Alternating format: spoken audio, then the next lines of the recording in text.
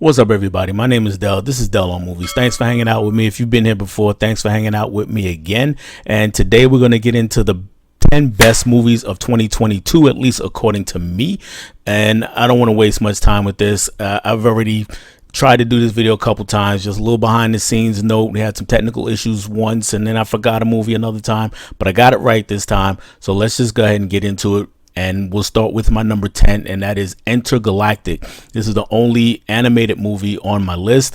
It's not a kid's movie. This is from the mind of musical artist Kid Cudi, if you're familiar with him. He's actually going to show up in another movie later on down the list. He's been acting for quite a while. This one is a rom-com slash dramedy kind of movie, really. And it's the story is a really good story, really relatable story, and the animation is fantastic. Check out Intergalactic if you have not gotten a chance. Again, my reminder is it's not a kids movie, so yes, it is a cartoon, but it's not one for the youngsters. Moving on to number 9. Number 9 is the most recent movie on this list. I watched it a few days back, and this is Violent Night. So Violent Night is basically is Die Hard, but what if Santa Claus or John McClane were Santa Claus? And just get that in your head. We're not in a tower, we're basically in a mansion, and we got all sorts of things happening. John Leguizamo, it gives us an excellent villain in the movie, so he's a lot of fun. Also, David Harbour is our Santa Claus, and he just brings all the charm and charisma he does, even though it's a role where the Santa Claus is not always a likable guy, but he makes the most of it. Let's go ahead and move up to number 8. And that's a movie I know you guys, a lot of you guys anyway, have this in your top 3. It doesn't quite reach that high for me, but it is a movie I really enjoyed, and that's Top Gun Maverick. And in this movie, for me, it is far superior to the original Top Gun, which incidentally I did not see until the day before I went to see Maverick in the theaters. Not sure why I never saw it all those years, but that's the way it was. Didn't really care all that much for the original Top Gun. Still went to see Maverick because I had already bought tickets. Didn't have the greatest expectations, but it blew those out of the water. The stunts were crazy, and like Tom Cruise said in the intro, when I was sitting in the theater, all real G's, so not a lot of CGI happening in this movie. Top Gun Maverick, my number 8, and that takes me to number 7. That's a movie that I think is really underseen, and this one's called Honk for Jesus, Save Your Soul. I did a haul a few weeks back where I just picked up this movie just before the new year, actually, and I talked about it a bit then. It's really a satire, dark-ish comedy based on religious life and evangelical churches. Regina Hall and Sterling K. Brown are the 2 stars of the movie. It's a mockumentary style film where Sterling K. Brown's character, is the leader, or was the leader, of this great big giant church that had a huge following, and he was making lots of money. Some kind of scandal has happened at the beginning of the movie that we're not told about. We find out later on, so I'm not going to spoil that. And he's trying to make a comeback. He's trying, all that's been pretty much taken away from him. He's trying to make a comeback, and to document this comeback, he decides to have a film crew follow him and his wife around. So they're making a documentary. So this works out as a mockumentary, and I just really got a lot out of this movie. I really had a good time watching it. So that's my number 7. Number 6 is a movie that I probably had more fun than just about any movie this year, other than I would say my top 2. This one is called Bullet Train. This is Brad Pitt in the lead role. He's a secret agent, assassin, and he's trying to change his life. He doesn't want to get into that, but of course he's got a job to do, and he's got to find this case that's on a bullet train and got to bring it home. But of course there's lots of other people trying to get this case, and those people are what make the movie go. Brad Pitt is excellent in the film. I don't want to disrespect him and what he did in the film, but it's all the other colorful characters that fill in the scenes around him that really make the movie go, along with a lot of self-aware humor in the movie. So it leans heavily towards comedy. So if you're not into the comedy aspect of when you have action movies, then this might not work for you, but it really did work for me, so I had a good time with that one. Number 5 is Black Panther: Wakanda Forever, and this movie is It's a lot like a tribute to Chadwick Boseman, who played, of course, Black Panther in the first Black Panther movie and in a few other Marvel movies, and he's done lots of other things. But it deals with his death. It deals with his the character's death of T'Challa, and it's a movie definitely dealing with grief a lot, and it also deals with colonialism, and both of these subjects really hit home for me. It's not always the easiest movie to watch because of the subject matter, and it's taking a serious look at these things. It's not doing the whole Marvel tongue-in-cheek jokey thing, which is a problem in a few other Marvel movies, but it doesn't do that here. There is some humor, but not very much. It's a pretty serious film, and it handles it really well. One of the most mature Marvel movies, if not the most mature Marvel movie out there. So it gets my number 5 spot. Number 4 is the only other superhero movie on my list, and that's The Batman. It's also a pretty serious movie. It's dark in tone. It's a moody film noir, sometimes verging on a horror flick. And we get to see, really for the first time, or maybe not the first time, because Christopher Nolan did this also, but really the best representation of how the bad guys feel when Batman is approaching them and when they meet up with him. We really understand why they would fear such a character, whereas, from the outside for years it's always, well, hey, he's dressed up like a bat, why would you be scared of that? But this movie kind of makes the point on why they're scared.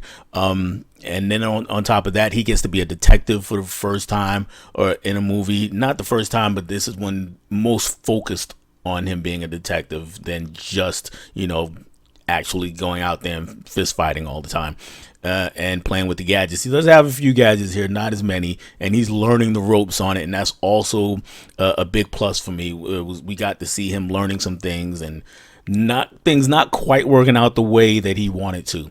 So Batman gets my number 4. Number 3 is Nope, and that is the Jordan Peele horror movie from earlier in the year. So Nope, it's a movie that I will freely admit that I had to see twice. The first time I did like the movie, but there were pieces that would just seem to be way outside the box and not fitting with what the movie was trying to do. And that was a viewing that my wife and I took in with a couple of friends. And we talked about the movie, and we all kind of had the similar thing. Was like, okay, yeah, we like it, but there's some pieces that are just kind of seem to be loosely floating around in the movie.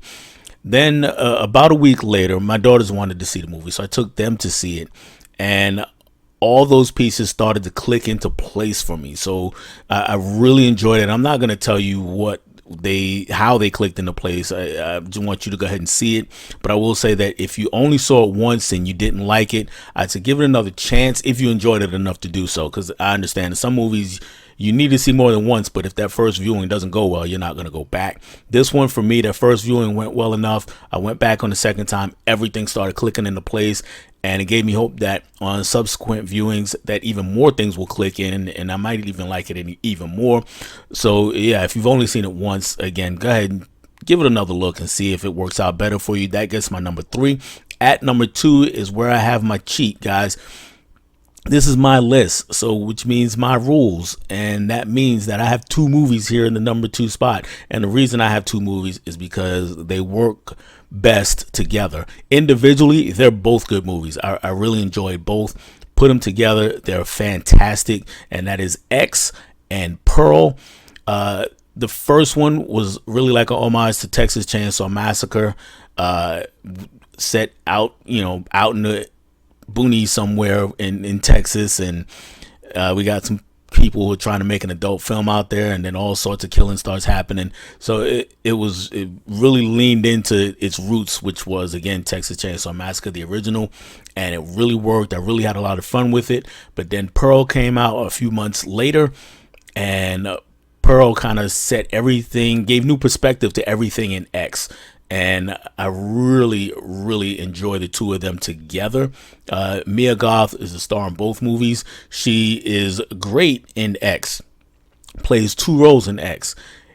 In Pearl, she only plays one role, but she's even better. She's just phenomenal in that role. So go ahead and check out X and Pearl. I'm kind of torn on which order you should watch them in. I would probably go with the order they were released in. Even though Pearl is really a prequel to X, you could watch them in either order, and I think you'll be fine. But that's my number 2, and that brings me to my number 1 movie of 2022, and it's Everything Everywhere All at Once. This movie was my number 1 the moment I walked out of the theater when I saw it earlier in the year, and it has not changed since that time. There's so many crazy things happening on the surface that one could be forgiven for kind of getting lost in all the madness, because there's just things happening left, right, and center that it's just beyond anything you've seen in any other movie, really. And it's easy to forget that at its core is really various relationships at play and being worked out and worked through. Mainly, we get the mother-daughter aspect of the film.